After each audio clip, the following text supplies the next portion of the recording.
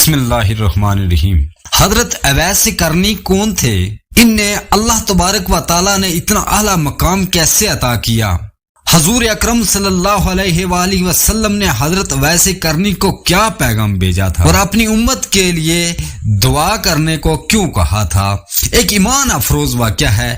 Video بہت ہی دلچسپ ہونے والی ہے، آخر تک ضرور دیکھیے گا۔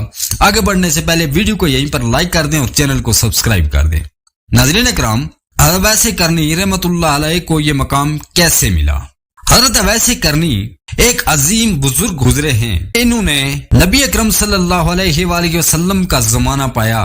یہ تابعین میں سے تھے اور یہ اکیلے اپنی والدہ کی خدمت کرنے والے عظیم انسان تھے۔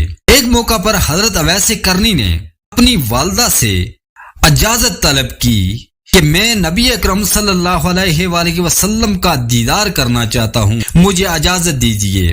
چنانچہ ان کی والدہ نے حضرت اویس کرنی کو نبی اکرم صلی اللہ علیہ وآلہ وسلم کے دیدار کی اجازت دے دی، مگر والدہ نے جاتے ہوئے کہا، بیٹا تمہارے چلے جانے کے بعد خدمت کرنے والا پیچھے کوئی دوسرا نہیں ہے، تم جلدی لوٹ آنا۔ حضرت اویس کرنی نے فرمایا کہ انشاءاللہ ایسا ہی ہوگا۔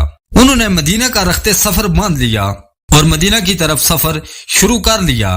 اللہ تعالیٰ کی شان، نبی اکرم صلی اللہ علیہ وسلم اس وقت سفر پر تشریف لے گئے تھے، یعنی وہ مدینہ طیبہ میں موجود ہی تھے۔ یہ وہاں نہ ٹھہرے اور واپس آ گئے۔ اویس کرنی اپنی والدہ سے جو وعدہ کر گئے تھے اس کی وجہ سے انہوں نے مدینہ طیبہ میں حضور اکرم صلی اللہ علیہ وآلہ وسلم کے واپس آنے کا انتظار نہیں کیا، بلکہ جلدی ہی واپس لوٹ آئے۔ جب نبی اکرم صلی اللہ علیہ وآلہ وسلم سفر سے واپس تشریف لائے تو آپ صلی اللہ علیہ وآلہ وسلم کو بتایا گیا کہ اس طرح کا ایک بندہ آیا تھا، یا رسول اللہ وہ آپ سے ملاقات کرنا چاہتا تھا، آپ کی زیارت کرنا چاہتا تھا، مگر چونکہ آپ یہاں پر موجود نہیں تھے ہم نے ان کو واپس بھیج دیا ہے اور ان کو واپس جانے کی بہت جلدی تھی، وہ واپس چلا گیا ہے۔